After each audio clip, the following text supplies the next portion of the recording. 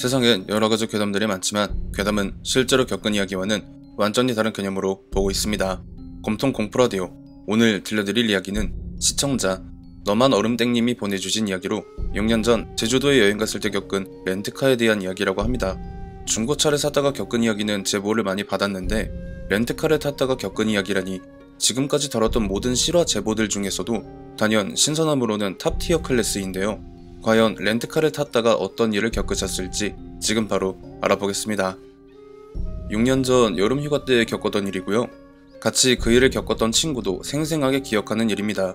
당시 여름휴가 일정이 겹쳤던 친구와 함께 2박 3일로 여행 계획을 짜던 중에 제주도에 한번 가보자 이야기가 나와서 수학여행 때도 못 가봤는데 이번에야말로 한번 가보자며 같이 들떠 있었더랬죠. 하지만 저희의 들뜬 기분과는 정반대로 도착 당시 제주도의 날씨는 최악이었습니다. 강풍을 동반한 폭우가 쏟아지고 있어서 저희는 렌트카 업체에서 급하게 차를 렌트하고 당시 제주공항으로부터 멀찍이 떨어진 서귀포에 있던 숙소로 빗길을 뚫고 달려갔죠.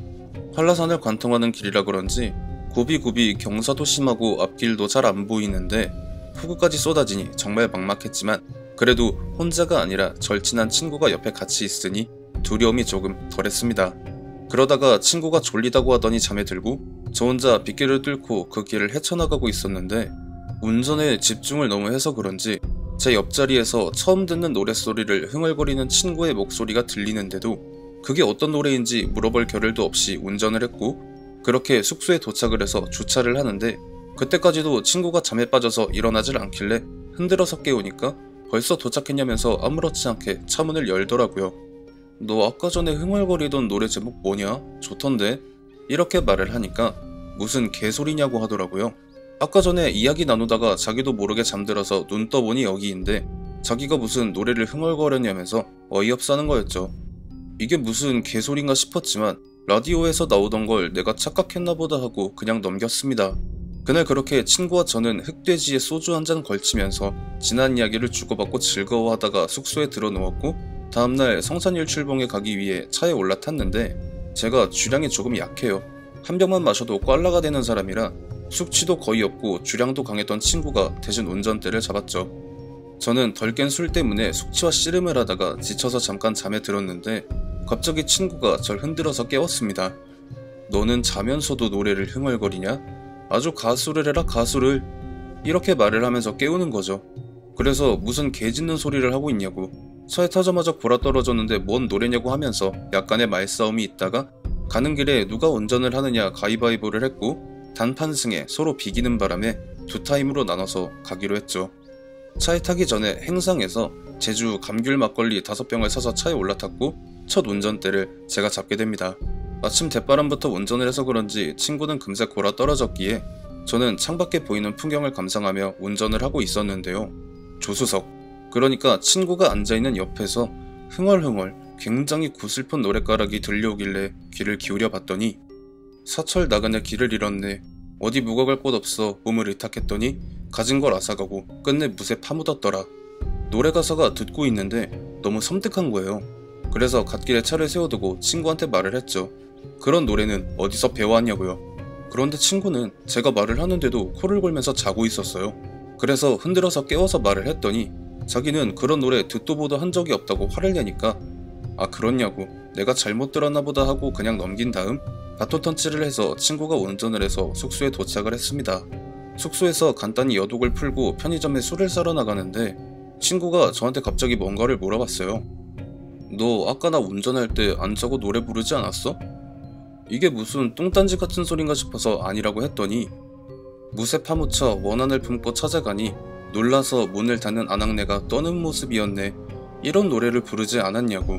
심지어 무슨 래핑 같은 것도 아니고 고전가요같이 음료를 섞어서 부르니까 그제서야 아까 전에 제가 친구한테 물어봤던 제가 운전할 때 들은 노랫가락이랑 이어지는 부분이란 걸 알아채고는 우리가 차에만 타면 그런 일이 벌어지는 것 같지 않냐? 야 생각해봐. 너나 내가 운전을 하고 한 사람이 자고 있으면 그런 노래가 들려왔잖아. 이게 이상하잖아. 안 그래? 이렇게 말을 하니 친구도 서서히 표정이 굳기 시작하는 겁니다. 그날 왠지 무슨 일이 날 것 같아서 원체 술을 잘 못하는 저는 음료수만 마셨고 친구만 술에 만땅 취해버렸는데요. 친구가 속이 얹힌 것처럼 헛구역질을 하면서 괴로워하길래 숙소 바로 앞에 있는 구멍가게로 갔는데 닫혀 있었어요. 그래서 차를 타고 조금 멀리 있는 편의점으로 급히 차를 모는데 숙소 인근에 불빛이 가득한 곳을 벗어나서 도로가에 들어서니까 불빛 한 점 없이 차 헤드라이트만 켜져 있는 살짝 오싹한 분위기에 저 혼자 노출이 된 그런 상태였는데요. 그때가 당연히 여름이라 창문을 다 닫아놓고 에어컨을 튼 상태였죠. 바깥의 소음이 들려올 수 없는 그런 상황이었어요. 그런데 사철 나그네 길을 잃었네. 어디 묵어갈 곳 없어 몸을 의탁했더니 가진 걸 앗아가고 끝내 파묻었더라. 파묻혀 원한을 품어 찾아가니 놀라서 문을 닫는 아낙네가 떠는 모습이었네. 제가 분명 위에 적어놨듯이 제가 처음 들었던 노랫가락과 친구가 들었던 노랫가락이 서로 일치함과 동시에 그 특유의 음율까지 그대로 이어지는 그 노랫말이 제 옆이 아니라 뒷좌석에서 은은하게 들려오는 거예요. 헉하고 놀라서 급히 차를 세웠는데 그 사이에 다음이 궁금해? 이런 가느다란 여성의 목소리가 들려왔습니다. 놀라고 말고 할 게 뭐가 있었겠어요. 그대로 얼어붙어서 아무 말도 못하고 차마 떨어지지 않은 팔을 억지로 움직여서 차 문을 열고 가까스로 밖으로 빠져나왔는데 뭐지 싶어서 차 내부를 본 제 눈에 보인 건 아직도 잊혀지지 않는 모습. 정말 그 브라운관에서나 보던 하얀 소복의 검은 머리칼을 길게 늘어뜨린 귀신이 뒷좌석에 앉아서 뭔가 흥미로운 걸 보는 그런 표정으로 저를 노려보는 그 모습에 그만 그 자리에서 졸도를 하고 말았던 것이었죠. 눈을 떠보니 병원 침대에 누워있었고 술이 조금 덜 깬 친구가 제가 일어난 걸 보고 어디론가 달려가는 모습이 보였습니다. 잠시 후 저한테 온 닥터가 하는 말이 제 뒤에서 조금 멀찍이 떨어져 달려오던 운전자가 했던 증언대로만 말씀을 드리겠다면서 제 차가 마치 음주운전을 하는 것처럼 좌우로 휘청이더니 이내 가드레일을 들이받고 그 자리에서 멈췄다고 했다는 겁니다. 그렇게 그날 아침 퇴원수속을 밟고 숙소로 돌아온 저는 친구에게 제가 겪은 이야기와 친구가 제가 그 차 안에서 듣고 겪은 일이 간밤에 제가 겪은 일과 일맥상통한다는 이야기를 했더니 친구가 그 자리에서 렌터카에 호출을 해서 차를 곧장 인도를 하더라고요. 사실 자기도 이상한 걸 알고는 있었는데 서로가 겪고 느낀 게 다르다고 생각을 해서 쉽사리 말을 꺼내지 못했다고 하면서요. 결국 제주공항까지 택시를 타서 거금을 지출한 저와 친구는 6년이 지난 지금도 술자리에서 안주 삼아 이 일에 대해 이야기를 하곤 합니다. 하얀 소복을 입은 귀신. 제가 어릴 적엔 토요미스테리 극장이나 전설의 고향, 위험한 초대 등 다양한 매체에서 공포 실화를 다뤘었는데요. 매체끼리 짜고 맞춘 건지 등장하는 귀신이 남자든 여자든 가리지 않고 하얀 소복을 기본 베이스로 장착을 했었던 게 기억이 납니다. 시청해주신 모든 분들 감사드리며 구독과 좋아요 알림 설정 부탁드립니다.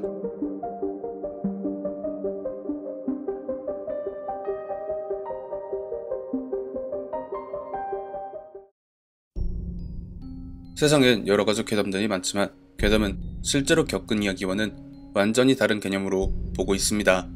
검통 공포라디오. 오늘 들려드릴 이야기는 시청자 라면깽님께서 보내주신 이야기로 학창시절 귀신이 보이는 척을 했었던 한 친구에 대한 이야기라고 합니다. 귀신이 보이는 척을 하는 사람은 생각보다 많고 학창시절 제 주변에도 한 명 있었는데요. 이게 생각보다 굉장히 위험한 행동이라 만약 시청하시는 분들 중에 이런 분이 계신다면 당장 그만하시는 게 좋을 것이라는 당부를 드리면서 오늘의 이야기 시작하겠습니다. 대략 2006년도쯤이었을 거예요. 제가 중학교 3학년 때였고 그 친구는 3학년 때 같은 반이 된 친구였어요.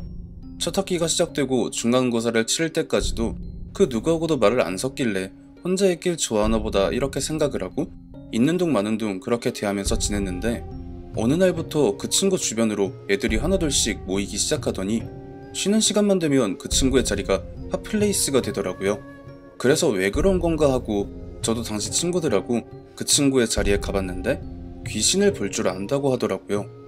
귀신을 볼 줄 안다는 게 지금 시대에도 그렇고 상당히 흥미있는 가십거리잖아요. 저도 흥미가 확 끌렸었죠. 왜냐하면 제가 영안을 가지고 있고 지금도 귀신을 보고 사는 사람이라 동료의 사람을 만나게 되면 은근히 반가운 느낌도 들기도 하거든요. 저는 그때까지만 하더라도 주변에 귀신을 볼 줄 안다는 말을 꺼낸 적이 없었어요. 따돌림 같은 걸 당할지도 모른다는 그런 공포감 같은 게 있어서 선뜻 용기를 내지 못했는데 그 A라는 친구는 스스럼 없이 그렇게 말을 하니까 더 멋있어 보였었는데요. 정확히 5분 만에 A가 뻥쟁이라는 걸 알게 됩니다. 우리 반 안에도 귀신 몇 명 있어. 지금도 천장에 기어다니는 애 하나에 청소도구함에 하나 보이네? 그 말을 하는데 안타깝게도 당시 저희 반 안에는 귀신 같은 건 일절 없었습니다. 그런데 귀신들이 생각보다 귀가 밝아서 생각지도 못한 거리에 있는데도 불구하고 자기네에 대한 얘기를 하는 걸 정말 귀신같이 알아듣고 그곳으로 몰려오기도 하거든요. 저는 정말 그때 광경을 잊을 수가 없습니다. 운동장에서 흐물흐물거리고 있던 영가 몇 명이 순식간에 저희 교실 창문에 달라붙어서 그 친구의 눈, 코, 입 전부를 스캔하고 있는 그 광경을요. 저는 일부러 그것들과 시선을 회피하고 별거 없네 하면서 제자리로 돌아가서 앉는데 A가 갑자기 저를 가리키면서 야, 방금 제 어깨 위로 천장에 붙어있던 애 앉았다? 이렇게 말을 하니까 창문에 들러붙은 영가들이 아닌데? 없는데? 쟤 뭐야?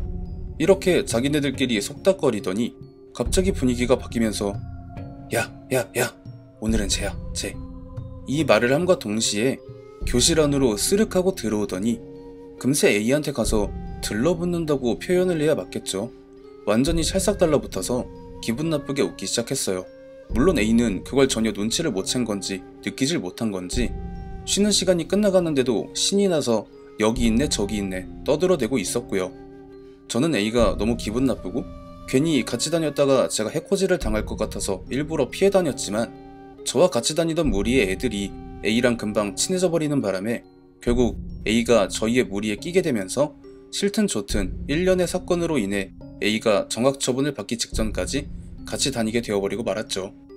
A가 수법이라고 해야 할지 아무튼 점점 날이 갈수록 수단과 방법이 영악해지더니 어느 순간부터인가 애들 점사를 봐주면서 복채를 챙기기 시작하는 거예요. 그런데 여기서 더 소름 돋는 게 뭐냐면요. A한테 들러붙는 영가들 중에 현재까지도 살면서 굉장히 사악하다라는 느낌을 받은 영가가 별로 없는데 걔 중에서도 정말 주변에 함께 있는 것만으로도 생기가 깎여나가는 듯한 그런 느낌을 주는 영가가 흔히 악신이라고 하는 존재들이라고 해야 할지는 모르겠지만 그 악신이 A한테 들러붙고 나서부터 이상하게 귀신을 보는 척이 아니라 정말 귀신을 보는 것처럼 위치를 정확히 맞춘다거나 신상 정보를 전혀 모르는 다른 무리의 애들의 가정사나 현재 가십거리 이런 걸 귀신같이 알아맞추는 그런 일이 빈번하게 벌어지더라고요. 이거 진짜 위험하다 이 생각이 들 때쯤부터 A가 조금씩 이상해지기 시작했습니다. 원래는 그냥 요새 말로 나댄다, 나대는 거 좋아하는 그런 삔트가 살짝 나간 타입이라고만 생각을 했는데 어느 순간부터 일진들이랑 같이 다니는 여자애들하고 옷차림이 비슷해지고 구름과자에 손을 대기 시작했어요.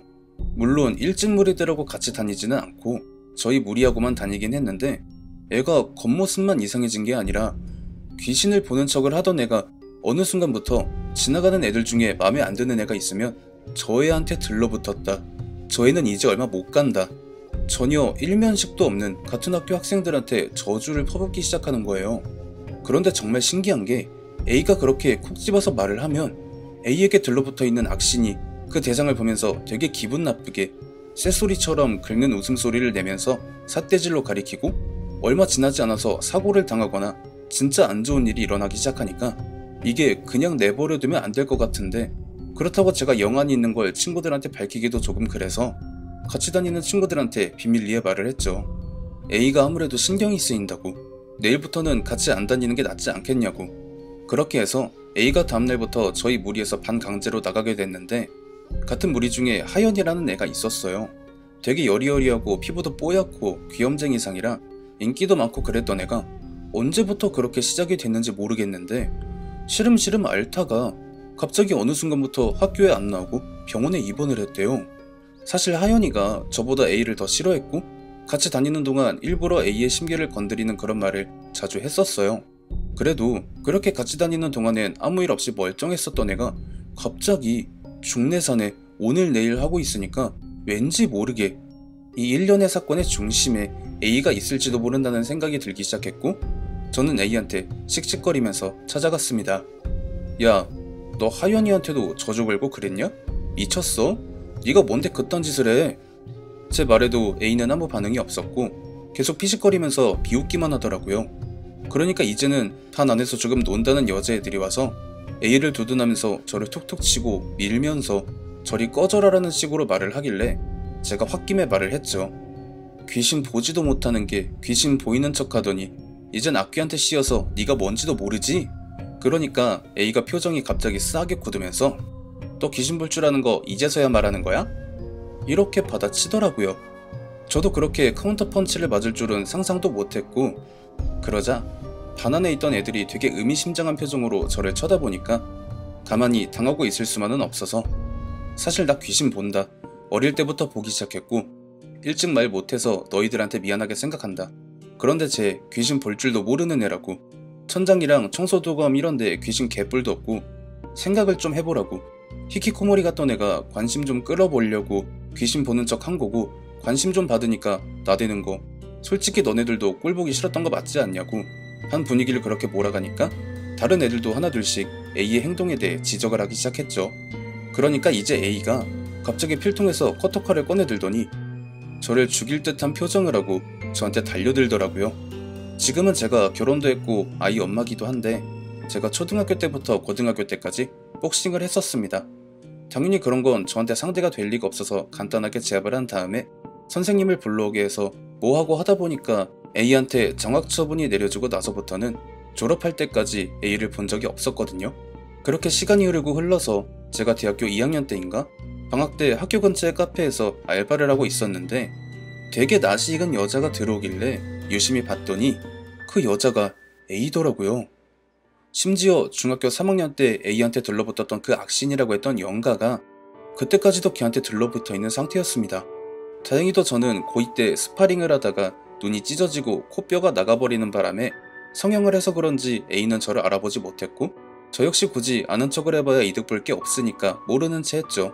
그런데 와 진짜 A가 뒤를 도는 상태에서 정말 소름 돋게 웃으면서 얼굴 좀 고치면 내가 못 알아볼 줄 알았어? 내 머리 위에 있는 오빠가 다 말해주더라? 네가 그년이라고? 이 말을 하면서 유유히 카페 밖으로 나갔고 그 이후로 현재까지 A가 어떤 모습인지 어떻게 사는지 살았는지 죽었는지를 전혀 모릅니다. 한마디로 그때 카페에서 본 이후로 아직까지 얼굴을 본 적이 없다는 말인데요. 만약에 언젠가 다시 A를 마주치게 된다면 저는 과연 어떻게 해야 될까요? 이야기를 쓰고 있는데도 간간히 등 뒤로 소름이 올라와서 쓰다 말다 하다가 사나흘 만에 겨우 완성하고 보냅니다. 관심을 받기 위해 귀신을 볼 줄 안다는 무리수를 써서 주위의 관심을 받는 데 성공을 하니까 슬슬 본성을 드러내더니 본성에 걸맞는 더러운 영가에게 씌여서 그에 걸만한 최후를 맞았다라고 생각을 했는데 수년이 지나고 나서 우연히 카페에서 보게 된 그녀의 모습이 굉장히 여유로워 보였다라는 반전이라니. 이야기에 귀신이 직접적으로 관여를 해서 일이 벌어지거나 했다는 언급이 전혀 없는데도 굉장히 소름 돋는 이야기였습니다. 이런 게 진짜 현실 공포가 아닐까 생각이 들게 되는 이야기였네요. 시청해주신 모든 분들 감사드리며 구독과 좋아요 알림 설정 부탁드립니다.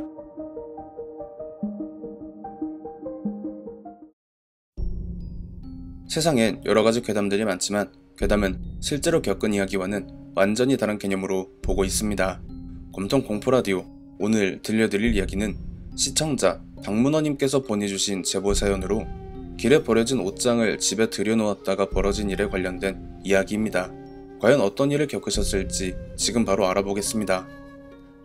공포라디오 채널에 처음 제보를 해보는 건데 믿고 안 믿고는 개인의 자유라고 말씀드리고 싶네요.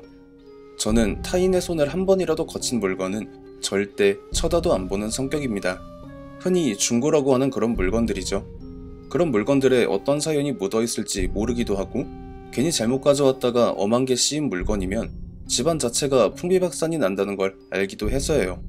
제가 어릴 때 아버지가 크게 사업을 하셨었는데 어머니가 이상하게 앤틱한 느낌을 풍기는 가구를 좋아하셔서 그 당시에 전봇대 인근에 버려져 있었던 그런 고풍의 식탁을 집에 들어놓으셨었다가 몇 달이 채 안 돼서 아버지의 사업이 부도가 났고 어머니와 아버지가 크게 싸우고 이혼을 하셨죠. 물론 그게 그 식탁 때문이라고 확실하게 단정을 지을 수는 없지만 저는 남들이 뭐래도 그게 원인이라고 생각해요. 그래서인지 저는 그때 이후로는 사소한 예를 들면 수저나 젓가락마저도 중고를 절대 안 쓰게 됐죠. 문제는 결혼하기 전까지는 전혀 몰랐던 와이프의 문제점이 딱 저희 어머니와 일맥상통하다는 겁니다. 워낙에 잡혀 살긴 하지만 이 부분에선 절대 물러서 본 적이 없었는데 어느 날 와이프가 퇴근을 하면서 4칸짜리 옷장을 어디서 하나 주워왔는데요. 그 양식이 딱 그 앤틱한 냄새를 풍기고 있었습니다. 와이프는 주구장창 친구가 준 거다, 주워온 거 아니다 잡아댔지만 제 직감상엔 어디서 주워온 게 맞다고 느껴졌죠. 그렇게 3년 동안 서로 맞춰가면서 양보를 하면서 싸움을 피해왔던 저와 와이프는 그날 정말 크게 싸웠고 2주 가까이 별거를 하다가 갑자기 와이프가 자기가 잘못했다고 싹싹 빌면서 다시 들어오라고 애원하길래 그래, 한 성과라는 애가 고개를 숙였으니까 이번만큼은 나도 양보를 하자 하고 그 옷장에 대해 허락을 했죠.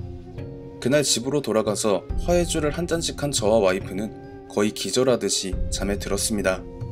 저는 어렸을 때부터 습관이 하나 있는 게 자다가 중간에 서너 번씩 잠에서 깹니다. 그리고 물을 한 잔 마시고 다시 자는데요. 여느 때와 같이 잠에서 깬 저는 물 한 잔을 마시고 다시 안방으로 들어갔죠. 그런데 와이프가 주워온 그 4칸짜리 옷장이 맨 윗부분하고 맨 아랫부분이 완전히 바깥으로 쭉 밀려나와 있더라고요. 신축 아파트라 땅이 기울어질 리가 없었는데 그렇다고 하면 와이프가 일어나서 열지 않는 이상 저게 열려있는 게 말이 안 되는 거죠. 저는 그닥 대수롭지 않게 여기고 옷장을 도로 밀어놓고는 다시 잠을 청했고 아침에 일어나서 같이 식사를 하는데 와이프가 저한테 대뜸 물어봤습니다. 혹시 밤에 그 옷장에서 덜그덕거리는 소리가 났다거나 혼자 열렸다거나 하는 걸 봤냐고요. 되게 심각한 얼굴로 불안해하면서 물어보는데 저는 그냥 저 옷장이 중고니까 오래돼서 갯바퀴가 낡으니까 혼자 열리기도 하고 덜그덕거리기도 하는 거라고 얼버무렸습니다.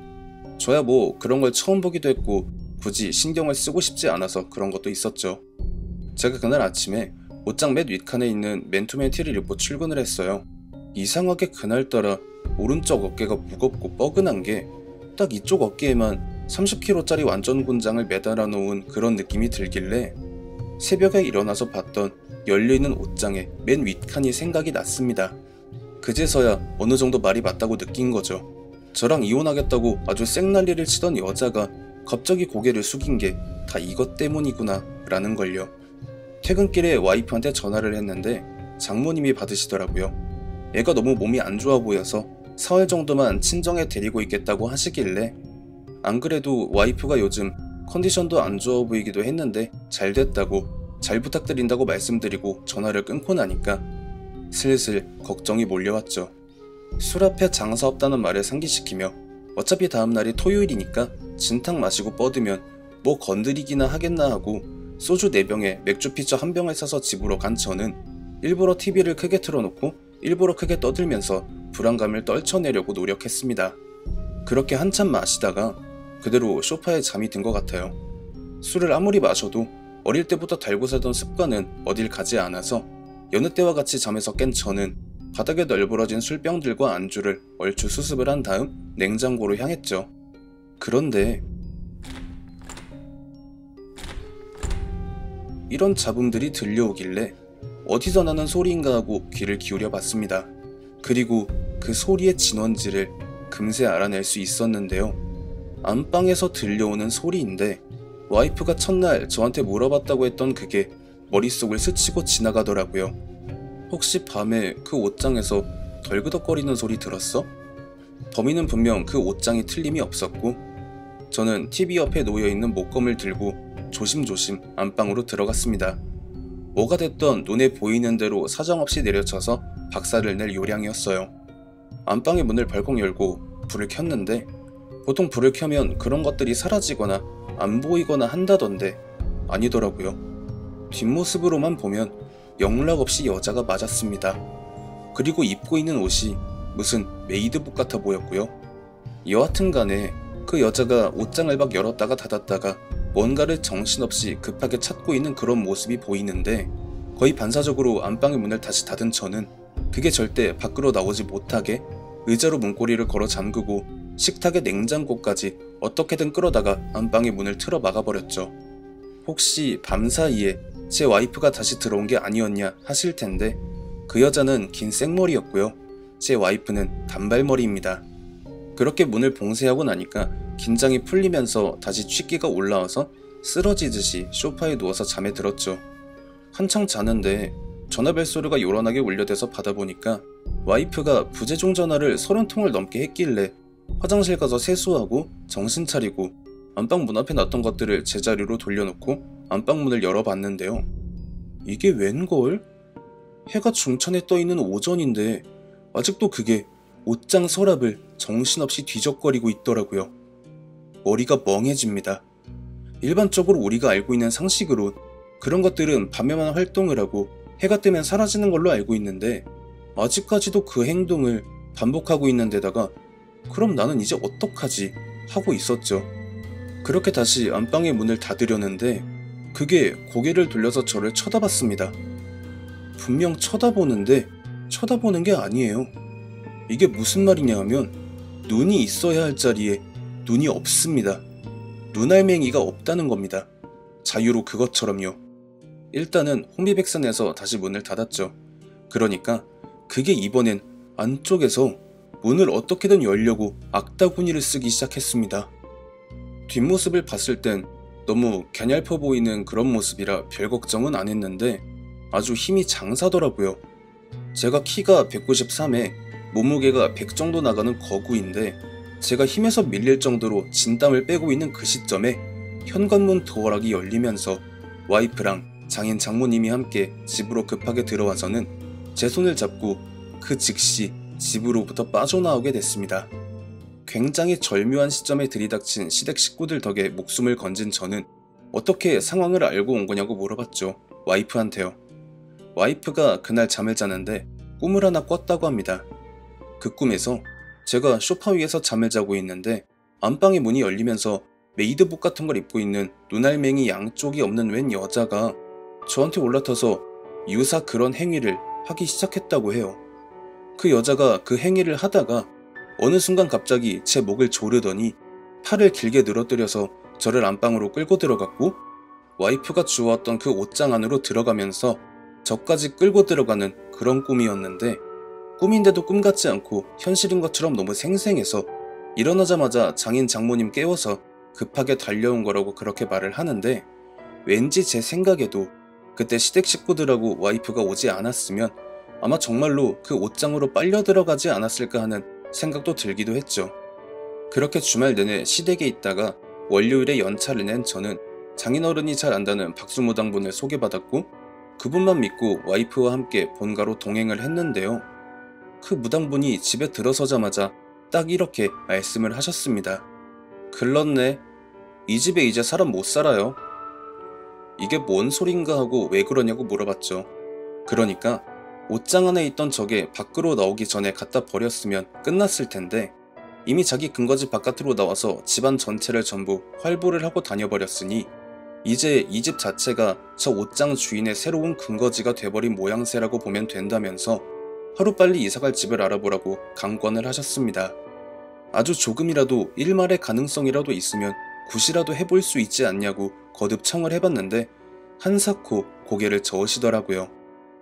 거참 안 된다니까요. 이 집은 이미 글렀어요. 글렀어. 결국 와이프와 저는 3년 동안 살았던 신혼집을 정리했고 무당분이 버리라고 말씀하신 가구들을 전부 내다 버릴 수밖에 없었습니다. 그것에 손을 타버린 물건을 이사갈 집에 갖다 놓으면 그 물건의 행적을 따라서 다시금 거슬러 올라타고 따라오게 된다고 하시는데 별 수가 있었겠어요? 이로써 제 소신이 전혀 틀리지 않았다는 게 철석같이 증명이 돼버렸고 제 와이프는 그 일 이후로 현재까지도 절대 중고는 쳐다도 안 보는 사람이 되어버렸답니다. 이야기 마치겠습니다. 감사합니다. 바깥에서 주워온 물건이 불러오는 여러가지 끔찍한 일들과 그로 인해 초래하는 결과들, 제 채널에서도 몇 번 다룬 적이 있는 사연들인데도 사연들마다 벌어지는 일이 다 다르다는 게 더 소름 끼치네요. 박문어님의 소름 끼치는 이야기 무섭게 잘 들으셨나요? 시청해주신 모든 분들 감사드리며 구독과 좋아요 알림 설정 부탁드립니다.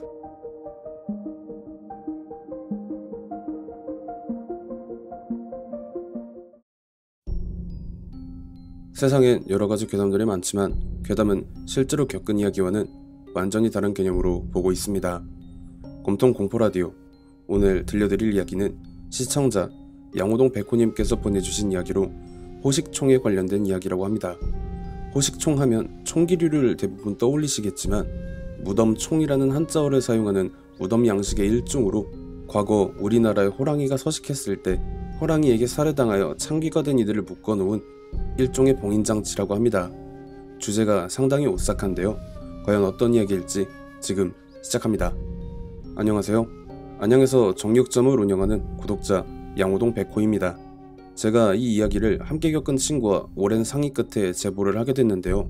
과거에 우리나라엔 호랑이가 많이 서식을 했었고 그 호랑이들로 인해 민가에서나 아니면 산중에 변을 당하는 사람들이나 사건이 많았다고 해요. 호랑이에게 죽임을 당한 사람들은 일반적인 귀신이 아니라 창귀라고 하는데 그 창귀들이 이리저리 돌아다니지 못하게 일정 장소에 묶어두는 봉인장치를 호식총이라고 하는데 이 이야기는 이 호식총으로 인해 겪은 일입니다. 그때가 제가 막 군대를 전역하고 복학하기 전에 고향 친구와 전국의 마운틴 투어를 다닐 때였습니다. 백두산이나 금강산 정도를 빼면 전부 돌아다녔는데 태백산에 갔을 때 호식총을 보게 된 거죠. 그때 저랑 그놈이 거의 반쯤 미쳤어서 군 생활을 2년 2개월 하고 나왔는데 뭐가 무섭겠냐면서 야간 산행을 강행했습니다. 심지어 동네 야산도 아니고 태백산을 미쳤다고 야간 산행을 무모하게 했었던 게 지금 생각하면 정말 미친 짓이었죠. 밤 9시쯤에 베이스 캠프로부터 떠나서 지도를 들고 후레쉬 불빛에 의존해서 막 올라가고 있었는데 갑자기 친구놈이 제 어깨를 탁 잡으면서 지금 이 소리가 나한테만 들리는 거냐고 물어보더라고요.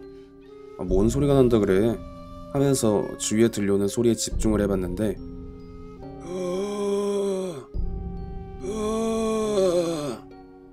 군생활을 하면서 숱하게 들어온 고라니 소리는 분명히 아니었습니다. 비슷한 느낌의 소리를 굳이 꼽아보자면 군대에서 유격훈련을 마치고 마지막에 행군을 하는데 보통 40km 이상의 완전군장을 하고 걷기 때문에 중간에 휴식 시간이 됐을 때 바닥에 털썩 앉은 전우들의 입 밖으로 나오는 그런 진 빠지는 소리 정도랄까요? 이게 그 상황에서 들으면 어처구니가 없어서 헛웃음이 나오는데 그때는 야간 산행 중이었고 상당히 불쾌하면서도 무서운 그런 소리였습니다. 저는 친구놈한테 그냥 신경 끄고 갈 길 가자면서 뭐가 대수냐는 식으로 산행을 강행했죠. 그렇게 한참 다시 오르는 중에 시선이 닿는 가까운 지점에 돌무더기가 높게 쌓인 게 보였습니다. 뭐 어느 산을 가나 그런 게 한두 개씩은 보이니까 그냥 지나치려는데 그 돌무더기 근처에 무슨 푯말 같은 게 큼지막하게 세워져 있어서 봤더니 그 돌무더기가 호랑이한테 변을 당해서 창귀가 된 원혼들을 묶어서 가둬놓는 그런 장치의 일종인 호식총이라고 설명을 써놓은 거였죠. 그걸 보니까 왠지 섬뜩하면서도 치근함이 들었는데 일단 귀신들을 봉인한 무덤이라는 점이 그랬습니다.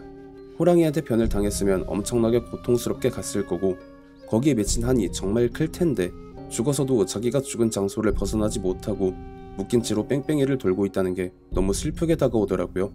물론 당시엔 치근함보단 섬뜩하고 무서운 그런 게 더 강하게 다가왔습니다. 저는 기분이 나쁘니까 빨리 여기서 벗어나자고 친구놈을 막 끌어당겼는데 그놈이 그런 오컬트에 환장하는 놈이라 사진 좀 찍어가지고 막 고집을 부리길래 남의 무덤 사진을 왜 찍냐고 재수없는 일 생긴다고 뜯어말려도 소용이 없었죠. 그렇게 녀석이 사진을 찍으려고 하다가 갑자기 헉 하면서 그 자리에 주저앉더니 허공에 삿대질을 하면서 저 사람 뭐야? 마치 무언가를 보고 크게 놀란 것처럼 횡설수설을 하길래 그 방향을 쳐다봤죠. 제 눈엔 아무것도 안 보이는데 그놈이 막 무슨 방언처럼 주절주절 하다가 급기야는 손에 잡히는 돌들을 그 호식총 방향으로 집어던지기 시작하는 겁니다. 야, 너 미쳤어? 저는 녀석을 근처의 나무 쪽으로 끌어당긴 뒤에 진정을 시켜보려고 했는데 이제는 아예 사람이 한둘이 아니라고 정신 나간 사람처럼 말을 하기 시작하더라고요. 그런데 녀석이 그러고 있으니까 저한테도 그런 영향이 미친 건지 아까 전에 들었던 그 맥 빠지는 소리들이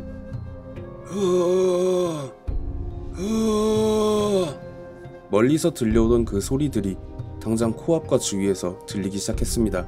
친구놈 말대로 한두 개가 아니라 못해도 대여섯 이상이 그런 소리를 내고 있었고 저 또한 슬슬 공포감에 사로잡히기 시작했죠.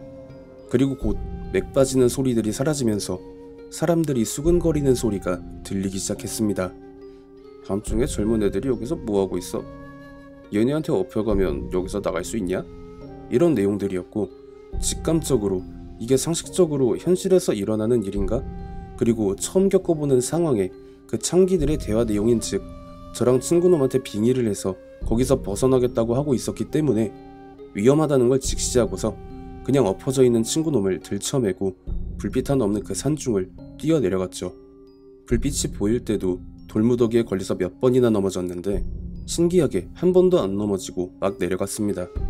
내려가는 도중에도 계속 그 맥 빠지는 소리들이 귓전에 맴돌았고 멈추면 죽는다라는 생각이 시시각각으로 들면서 뜀박질을 멈출 수 없게 하더라고요. 그렇게 막 뛰어내려가다가 후레쉬 불빛 같은 게 보여서 딱 멈춰 섰는데 어떤 등산객 어르신분이 서 계셨습니다. 그 어르신이 저한테 들쳐매진 친구놈을 보더니 자네들 혹시 호식총 건드렸나? 이 한마디를 던지셨고요. 어르신은 제 친구를 정자에 눕히시더니 가방에서 무속인들이 사용할 법한 장신구리들을 꺼내셔서 그놈한테 막 이것저것 갖다 대면서 약간의 노성을 지르셨습니다. 호식총이 다른 창기에 비해 더 강한 원한을 지닌 창기들이 묶여있는 곳이라 그냥 보더라도 지나쳐가야 하고 만약에 건드려서 그 창기들의 심기를 건드렸으면 최소한 당사자 혼자 죽는 걸로 끝날 문제가 아니라고 하시면서요.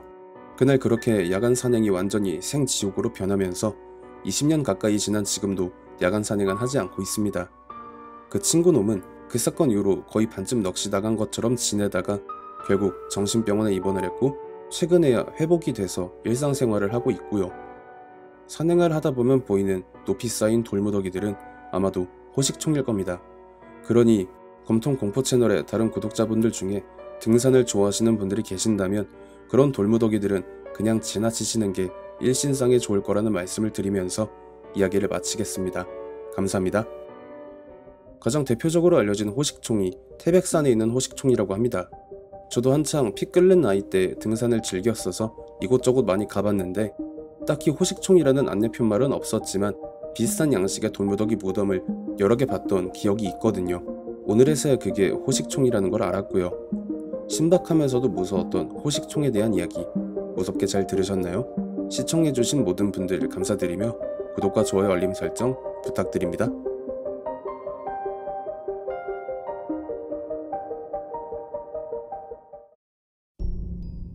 세상엔 여러가지 괴담들이 많지만 괴담은 실제로 겪은 이야기와는 완전히 다른 개념으로 보고 있습니다. 검통 공포라디오 오늘 들려드릴 이야기는 시청자 용문동 뚜벅이님이 보내주신 이야기로 대학 신입생 시절 MT를 가셨을 때 겪은 이야기라고 합니다. 용문동 뚜벅이님은 다소 연배가 있으신 분이라 그때 그 시절의 단어들을 이해를 하지 못할 다수의 시청자분들을 위해 대본을 수정할 때 그 시절의 용어들을 현 시점에서 사용하는 용어들로 전면 수정하였다는 점 미리 말씀드리면서 오늘의 이야기 시작하겠습니다. 본 이야기는 제가 대학 신입생 시절에 겪은 일이며 한치의 거짓이 없습니다. 이야기를 서술함에 있어서 반말체로 하는 점 양해 바랍니다. 때는 1979년 내가 21살 무렵이었어. 당시 나는 원하는 대학에 합격을 못해서 재수를 했었고 다른 동기들이 20살의 신입생이었던 반면 과 내에서 나만 유일하게 21살이었지. 그 때문인지 동기들이 나를 많이 불편해했는데 다행히도 한 학년 선배들이 나를 편하게 대해줘서 그게 참 다행이었다고 생각해. 내가 많이 소심하고 말이 적은 성격이었던 터라 만일 그러지 않았으면 대학 생활이 많이 힘들어졌을 거야. 선배들의 추천으로 과대표를 맡으면서 조금씩 성격이 변하기도 했었고 내가 과대표를 맡은 지 사흘 정도 지났을 때 과에서 MT 일정을 내게 통보해 왔는데 요즘은 안 그렇겠지만 나 때만 하더라도 MT 장소는 대부분 산 좋고 공기 좋은 곳으로 많이들 갔었는데 계곡 정도를 생각했지만 당시 3학년 과대표 선배가 등산을 워낙에 좋아했던 양반이라 거의 반강제였지 뭐. 다들 죽상을 하고 있었는데 다행이었던 건 우리 과의 전임 교수님이 우리가 가려던 산에 있던 산장을 통째로 대여를 해주셨다는 거였어.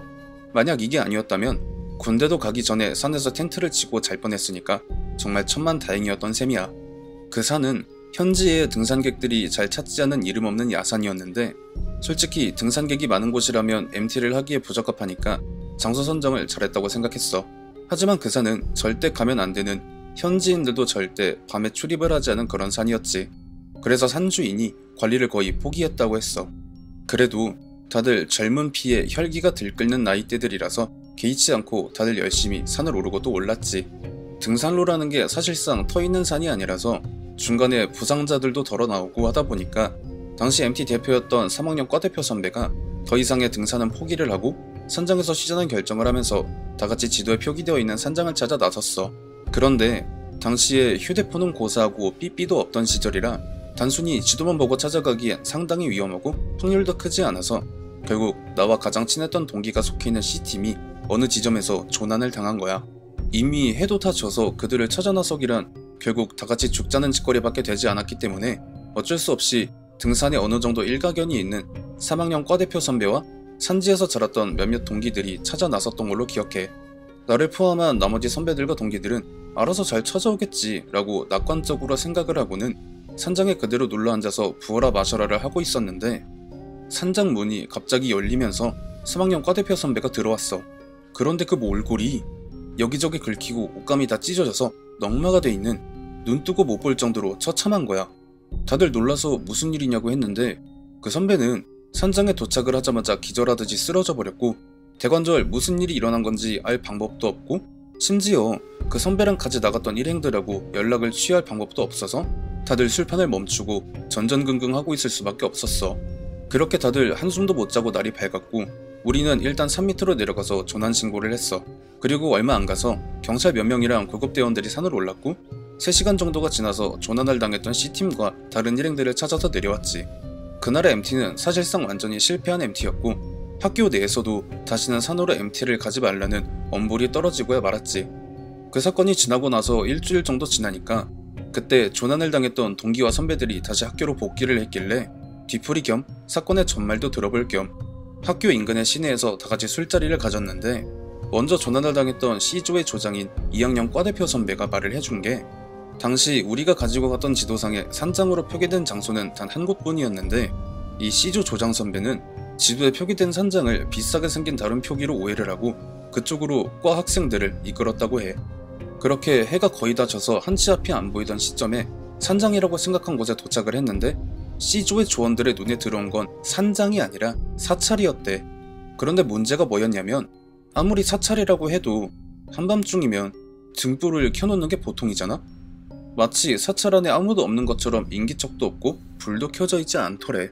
그래서 2학년 과대 선배가 그럼 우리가 있는 곳 반대편 끝쪽에 표기된 게 산장인가 보다, 다시 움직여야겠다고 생각을 했지만 다들 너무 지쳐있는 데다가 해가 져서 한치 앞도 안 보이는데 어떻게 갈 방법이 떠오르질 않으니까 어쩔 수 없이 사찰 안에 베이스 캠프를 차리고 야영을 하기로 했대.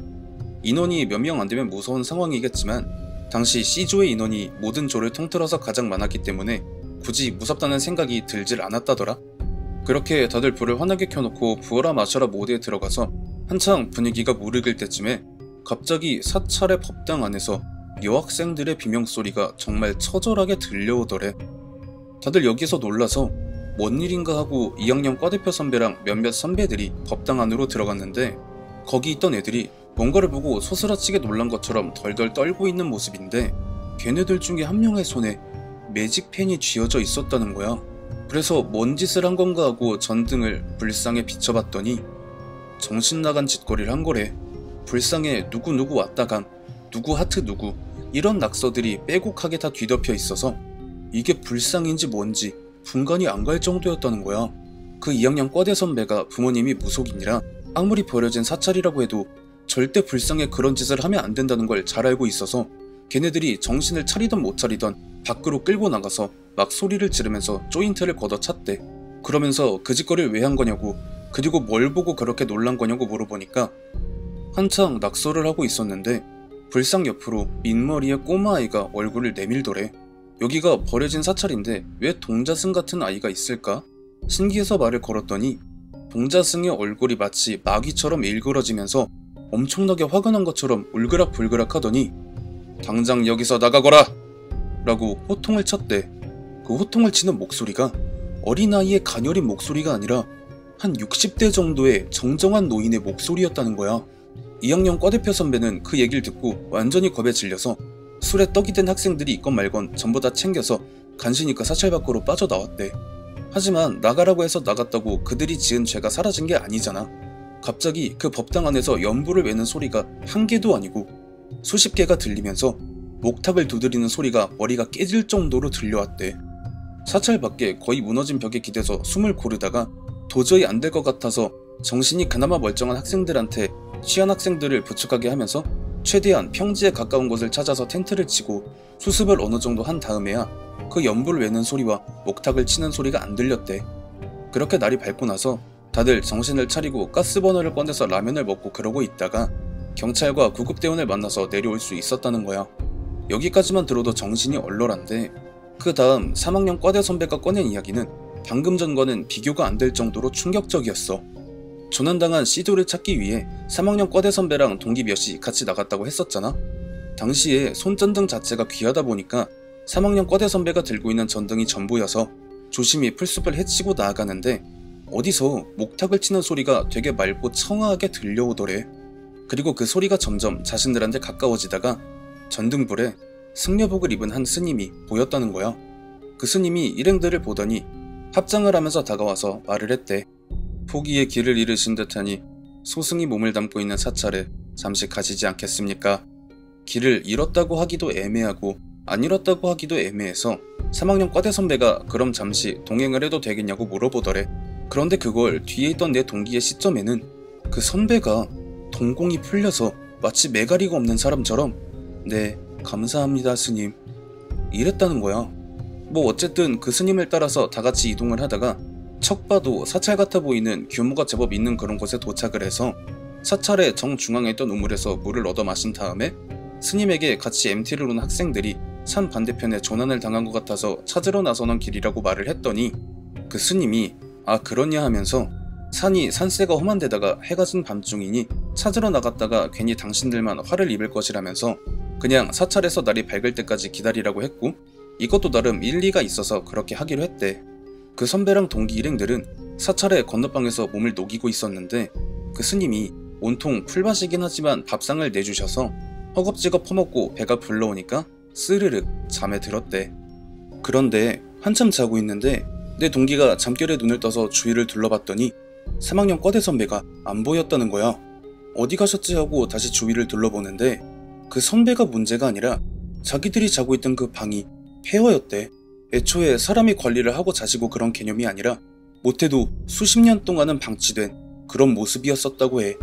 그렇게 옆에서 자고 있던 다른 동기를 거의 패가면서 억지로 깨워서는 둘이서 허겁지겁 사찰 밖으로 도망을 치다가 그 사찰로부터 제법 멀찍이 도망을 나왔다고 생각이 드는 지점에서 숨을 고르고 있는데 스님 수십 명이 연불을 외는 소리와 목탁을 치는 소리가 저 멀리서 들려오기 시작했대.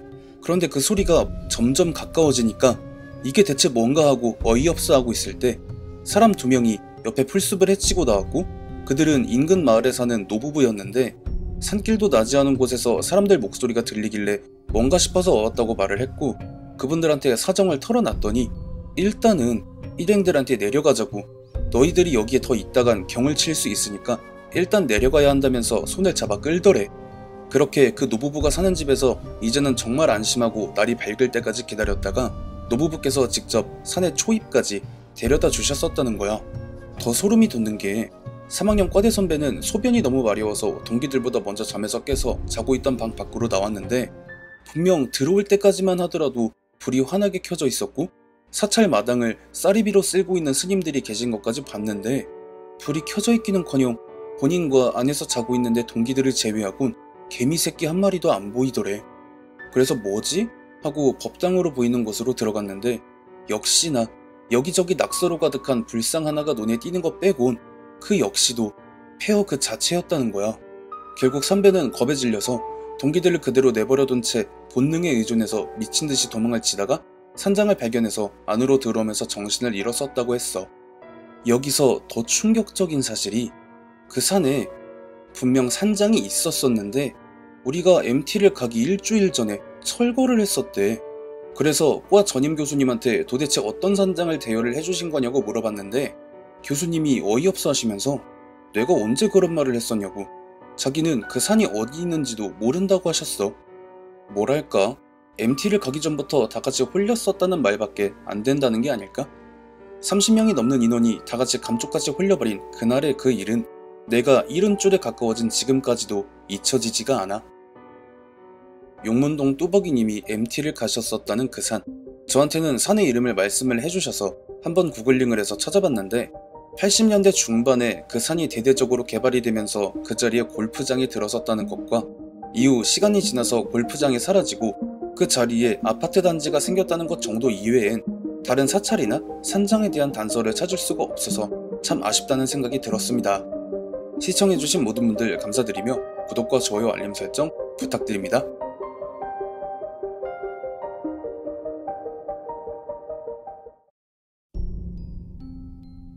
세상엔 여러가지 괴담들이 많지만 괴담은 실제로 겪은 이야기와는 완전히 다른 개념으로 보고 있습니다.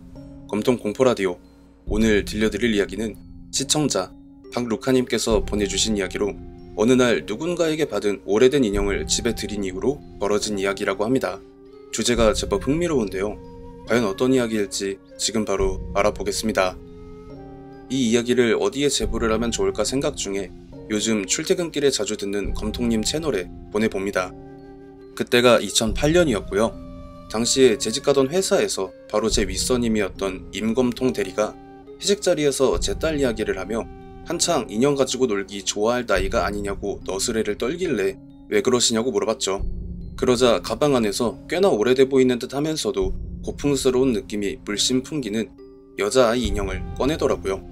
그러면서 이 인형이 언제 만들어졌고 내다 팔면 한 가격 하는 건데 자네가 요즘 일이 어쩌고 하며 떠들어대는데 결국 그 인형을 제게 짬 처리를 하겠다는 뉘앙스로밖에 들리지 않아서 너무 기분이 나빠서 거절을 하려다가 그래도 당시에 6살이었던 제 딸아이에게 주면 좋아하겠다 싶었고 만약 이걸 거절했다가 안 좋게 소문이라도 나면 회사 생활이 골치가 아파지니 그냥 받아서 제 가방 안에 넣어두었다가 해당 주 주말에 딸아이에게 선물로 건넸습니다.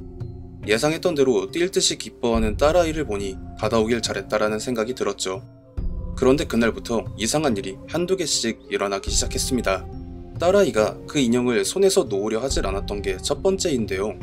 유치원 등하원을 하면서도 꼭 그 인형을 끌어안고 다녔고 한 번은 아이 엄마가 이걸 제지하려 했지만 그때마다 딸아이의 눈이 시뻘겋게 충혈되고 평소에 떼를 전혀 안 쓰던 아이가 막 바닥을 굴러다니면서 난리를 피워대는 거였죠. 물론 그 나이 때의 아이들이 자기 요구가 관철이 안 되면 그렇게 떼를 쓰고 하는 게 당연한 일이고 이상할 게 전혀 없는 것도 당연하지만 제 눈에는 마치 딸이 누군가에게 조종을 당하고 있는 것처럼 보였기 때문에 그 시점부터 그 인형에 대해 의심을 하기 시작했습니다. 그렇게 그 인형이 오고 나서 한 달 정도 지났을 때 한참 일을 하는데 회사로 아이 엄마가 전화를 걸어왔다는 소리에 달려가 보니 막 횡설수설을 하면서도 울먹울먹하는 목소리로 빨리 집으로 좀 와달라고 말을 하길래 반차를 대고 집으로 바로 달려갔죠. 그리고 제가 집에 도착해서 본 광경은 가히 충격적이었습니다.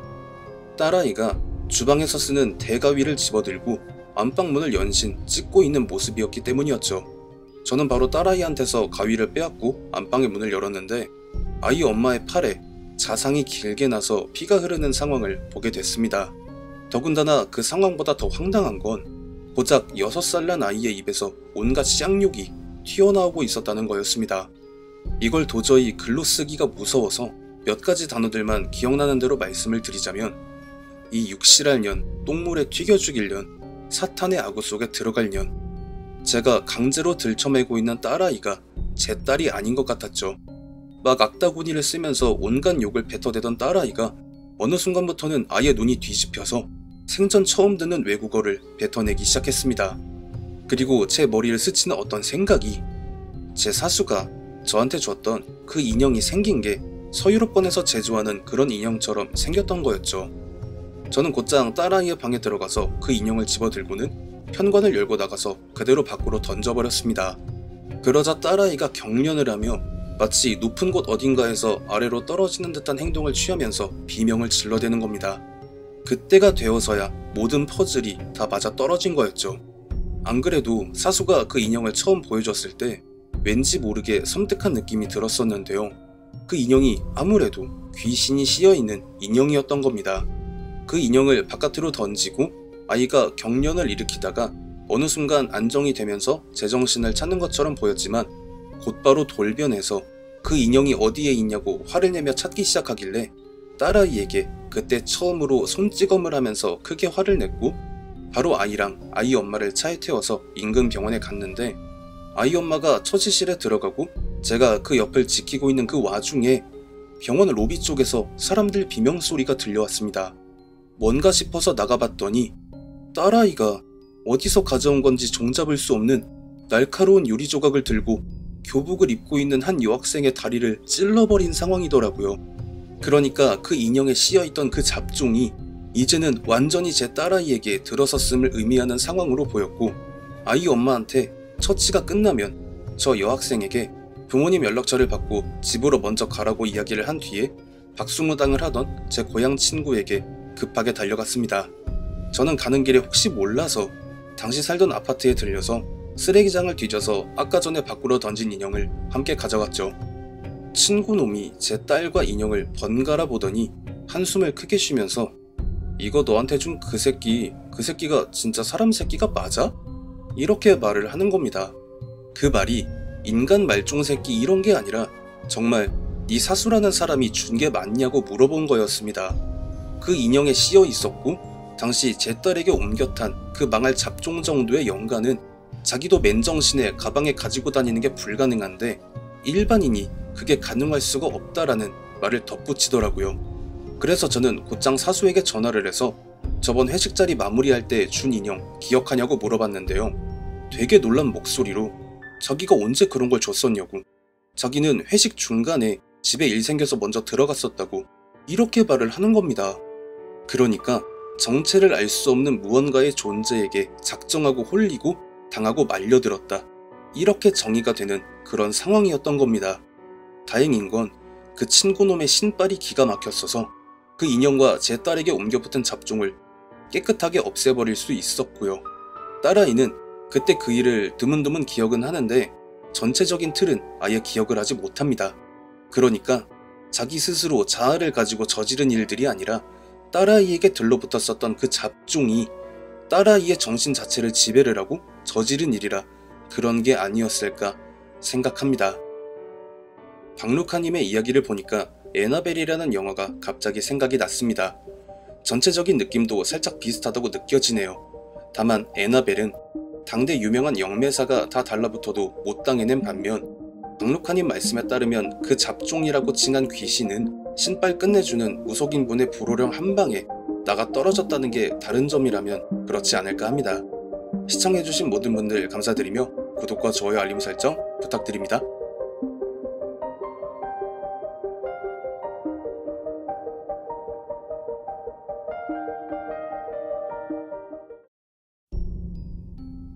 세상엔 여러가지 괴담들이 많지만 괴담은 실제로 겪은 이야기와는 완전히 다른 개념으로 보고 있습니다. 검통 공포라디오, 오늘 들려드릴 이야기는 시청자 레디큐님께서 보내주신 이야기로 밖에서 함부로 주워온 물건으로 인해 본인은 물론 가족 전체가 믿기지 않을 정도로 무서운 일을 겪었다고 합니다. 과연 어떤 이야기일지 지금 바로 알아보겠습니다. 안녕하세요. 제가 고1 때 겪은 일이에요. 하교를 하고 집에 와보니까 못 보던 항아리가 냉장고 옆에 있길래 저게 뭐냐고 어머니한테 물어봤어요. 그랬더니 전봇대 근처에 버려져 있었는데 내부도 깨끗하고 흠집도 없고 외양도 괜찮다 싶어서 쌀독으로 쓰려고 가져왔다고 하셨습니다. 당시 제 눈에도 나쁘지 않게 생겼었던 걸로 기억을 해요. 고풍스럽다고 해야 할까요? 두루미와 학이 곡식을 쪼아먹는 그런 그림이 그려진 밝은 느낌이라 집에 둬도 괜찮겠다라는 생각이 들었었죠. 그리고 당시 대학을 다니던 언니도 그렇고 아버지도 하나같이 괜찮다라는 호평 일색이라 더 정감이 갔었는데 그게 사람을 홀리는 그런 거라곤 생각을 못했었죠. 그 항아리가 집에 들어오고 나서 사흘 정도 지난 날이었어요. 그날은 집에 언니랑 저밖에 없었고 부모님은 당시에 가입해있던 모임에서 부부 동반으로 산악 등반을 가셔서 그랬던 날이었죠. 언니랑 저랑 같이 TV를 보면서 놀다가 언니가 밤 11시쯤에 친구들한테 연락을 받고 술을 마시러 나가고 나니까 이제 집에 저 혼자 있게 됐는데요. 집에 혼자 그 시간에 남겨지는 게 그때가 처음이 아닌데도 위화감 같은 게 스멀스멀 올라오더니 어디서 틱틱틱 손톱으로 사기 그릇 같은 걸 톡톡 건드리는 그런 소리가 나더라고요. 집에 혼자 있는데 그런 소리가 어디서 날 턱이 없잖아요. 그래서 그냥 무시하고 잘못 들었나 보다 TV를 계속 보는데 이번엔 아주 정확하게 덜그덕하는 소리가 냉장고 주위에서 들려왔고 뭐지 하고 그쪽을 쳐다보니까 어머니가 주워온 그 쌀독의 뚜껑이 반쯤 열려있더라고요. 저게 원래 열려있었나? 제가 쌀독을 신경을 쓰고 살았을 리가 없었어서 가서 다시 닫은 다음 TV를 조금 더 보다가 잠을 자러 방에 들어갔습니다. 그러다가 화장실이 가고 싶어서 일어났는데 거실에서 아까 전에 들었던 덜그덕 이런 소리가 들리길래 언니가 왔나보다 하고 방문을 열었거든요. 분명히 아까 전에 제가 닫아놓은 쌀독의 뚜껑이 또 열려있는 거예요. 그때쯤 되니까 위화감이었던 게 공포감으로 완전히 뒤바뀌었죠. 일단은 방문을 닫고 생각을 해보자 이 생각으로 방문을 닫으려는데 제가 그때 살면서 처음으로 귀신이란 걸 보게 돼요. 항아리에서 창백하고 가느다란 팔이 왼쪽 오른쪽이 몇 초의 텀을 두고 나왔고요. 그 다음이 머리였을 거예요. 상식적으로 어두워서 잘 안 보였어도 엉덩이가 먼저 나왔을 리는 없을 테니까요. 내가 지금 꿈을 꾸나? 이 생각이 들면서 사고회로가 싹 다 정지가 돼버리더라고요. 왠지 방문을 닫아도 저게 열고 들어오거나 통과를 해서 들어올 수도 있겠다, 그런 생각이 들었습니다. 끝내 그 항아리에서 온 몸을 다 빼낸 그것의 시선은 처음에는 제 방, 그러니까 저를 향해 있다가 그 기괴하게 엎드려 있는 자세로 흡사 바퀴벌레가 기어다니는 그런 모습으로 안방으로 향했어요. 맨발로 나무바닥을 밟으면 나는 소리가 쉴 새 없이 들려오는 와중에 그 여자가 내는 목소리가 들렸는데요. 내 반지 어딨어? 내 반지, 내 반지, 내 반지 어딨어? 분명히 무슨 반지를 찾는 것처럼 계속 안방 여기저기를 뒤지다가 제 쪽으로 방향을 돌려서 다시 항아리로 들어가는 그 모습을 처음부터 끝까지 다 봐버린 저는 애석하게도 기절은 하지 못하고 힘없이 제 방의 문을 닫으면서 내가 뭘 본 거야? 한마디로 현실 자각을 못하고 있던 중에 현관문이 열리면서 언니가 들어오는 소리가 들렸습니다. 그리고는 곧 제 방문을 부술듯이 때리더라고요. 야, 너 누가 이런 장난 쳐놓으래? 혀가 살짝 꼬이긴 했지만 분명 언니인 게 확실하다고 생각이 들어서 거실로 나갔더니 불이 켜진 거실 바닥부터 안방까지 싹 다 쌀독 안에 들어있던 쌀알들이 흩뿌려져 있었습니다. 그래서 언니한테 방금 전까지 있었던 일을 사실대로 털어놨죠. 어차피 개소리 하지 말라고 할 게 뻔한데도요. 하지만 언니는 제 말을 진지하게 끝까지 다 듣더니 역시 이게 사람이 해놓은 게 아니었네 하면서 알겠다고 일단 부모님한테는 내가 말씀드릴 테니까 방에 들어가서 더 잘하며 마치 다 알고 있다라는 눈을 하고 있었습니다. 그리고 이틀이 지나서 월요일이 되는 새벽 시간에 거실에서 어머니의 날카로운 비명소리가 들리면서 아버지부터 언니, 저까지 다 헐레벌떡 거실로 나가니까 엎어진 쌀독과 거실 외벽에 숨어서 덜덜 떠는 어머니의 모습이 보였고 무슨 일인지 물어보니까 어머니가 해주신 말씀이 원래 어머니가 새벽 4시쯤에 일어나셔서 쌀을 미리 불려놓으시거든요. 그날도 여느 때와 같이 쌀을 불리려고 일어나서 쌀독의 뚜껑을 여는데 쌀독 안에 있는 쌀이 도저히 그런 모습으로 있을 수가 없는 모습으로 있었대요. 정확하고 깔끔하게 긴 원형으로 뚜껑 바로 밑부분부터 바닥 부분까지 그렇게 돼 있는데 그 바닥 부분 끝에서 진주알인지 뭔지 모를 시꺼먼 게 반짝반짝하고 빛이 나길래 뭔가 싶어서 손을 넣었더니 그 안에서 사람 손 10손가락이 어머니의 팔을 엄청 세게 붙잡고 마치 쌀독 안으로 자신을 끌고 들어가려는 듯한 그런 느낌으로 잡아당겼대요. 그래서 막 몸부림을 치고 저항을 해서 팔을 빼냈더니 그 쌀독 안에서 온 몸이 하얗다 못해 창백한 어떤 여자가 네 발로 기어나와서 어머니를 똑바로 노려보면서 이렇게 말을 했다고 해요. 내 반지 어딨어? 내 반지 어디 갔냐고.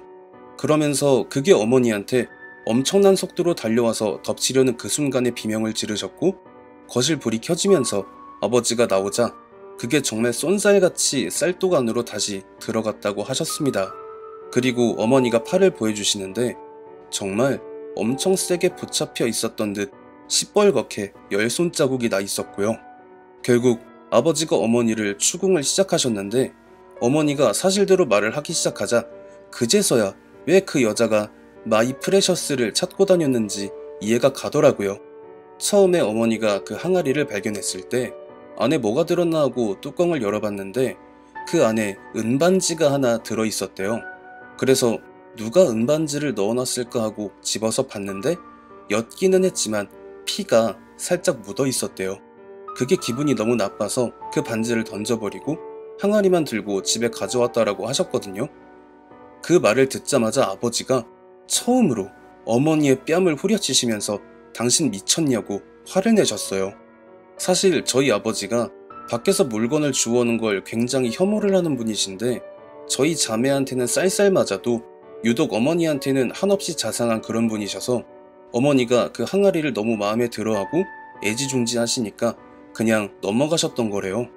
하지만 결국 그런 사달이 벌어졌고 아버지는 그냥 그 자리에서 집에 있던 오한마로 그 항아리를 가차없이 내려쳐버리셨습니다. 그리고 그 잔해를 수습해서 쓰레기장에 갖다 버리고 오셨고요. 나중에 아버지한테 그때 왜 항아리 깨부수셨냐고 여쭤봤는데요. 아버지의 지론이 너무 명확하시더라고요.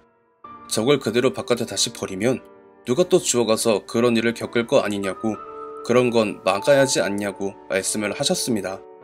그런데 여기서 제가 궁금한 게요. 그때 제가 그걸 보고 나서 언니한테 말을 했잖아요. 언니는 분명 그 눈빛이 다 알고 있다는 눈빛이었거든요. 하지만 아무리 물어봐도 자기가 뭘 겪었는지를 아직도 말을 해주지 않습니다. 이상입니다. 무슨 호러 영화 한 편을 요약해서 본 것 같은 느낌을 주는 이야기네요. 항아리가 아무리 커봐야 항아리인데 그 비좁은 데에서 사람의 형상을 한 무언가가 흐물흐물거리면서 나오는 광경이라 정말 생각만 해도 끔찍하네요. 시청자 여러분들도 이 이야기를 통해 밖에 버려져 있는 특정한 물건이 아무리 매력적이더라도 절대 주워 쓰는 일이 없길 바랍니다. 시청해주신 모든 분들 감사드리며 구독과 좋아요 알림 설정 부탁드립니다.